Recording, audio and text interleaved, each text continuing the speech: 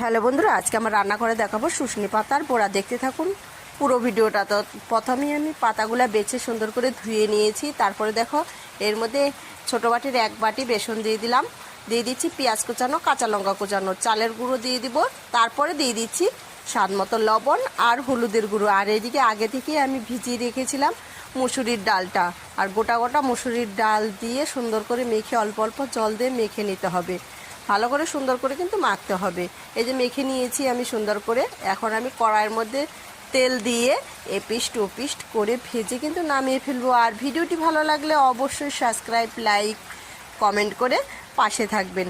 এই দেখো আমার সবগুলা এইরকম একইভাবে বড়া আমি ভেজে নামিয়ে ফেলবো। আর বাড়িতে তাহলে শুশনি পাতা একদমই কিন্তু ভাজা খাবেন না, এইরকম বড়া করে খেয়ে দেখবেন, অসাধারণ কিন্তু খেতে লাগে। তো দেখো আমি এপিস্ট ওপিস্ট ভেজে কিন্তু নামিয়ে নিলাম। আর আমার রান্নার ভিডিও কেমন লাগে অবশ্যই কিন্তু জানাবেন।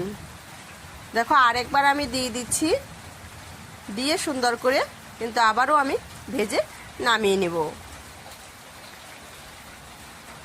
এই যে নামিয়ে নিলাম।